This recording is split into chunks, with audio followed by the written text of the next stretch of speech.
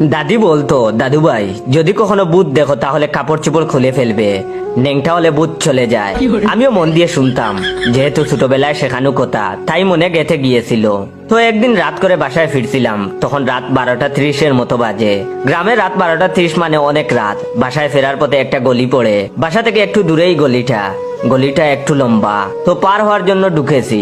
আমি সোজা সামনে দিয়ে বের হয়ে যাব, একটু হাঁটলেই সামনে থেকে ডান দিকে আরেকটা গলি চলে গেছে, কিন্তু আমি যাব সোজা। গলিতে ঢুকেছি মাত্র 30 সেকেন্ড হয়েছে বোধহয়, বেশ খানিকটা পার হয়ে এসেছি। হঠাৎ করে লোডশেডিং, আশেপাশে সব আলো বন্ধ, বয়ে আত্মা উড়ে গেল। দুমদাম করে শার্টের পকেটে হাত দিলাম ফোনের টর্চ জ্বালানোর জন্য।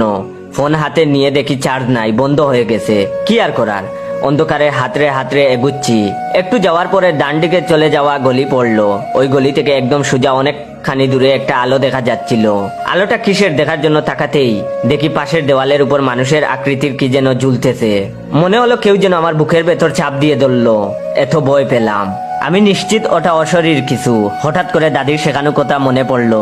যেহেতু গ্রামে ছিলাম তাই লুঙ্গি পরেছিলাম, তাই খুব একটা অসুবিধা হলো না। এক টানে লুঙ্গি খোলা শেষ। এদিকে বয়ে আমি চোখ খুলে তাকাতে পারছিলাম না। লুঙ্গি খুলে নিচে ফেলে চোখ বন্ধ করে আল্লাহ আল্লাহ করতেছিলাম। এটা হচ্ছে ভিডিওর প্রথম পার্ট। দ্বিতীয় পার্ট দেখতে চাইলে এই ভিডিওটা বেশি বেশি করে শেয়ার করবেন। আর আমার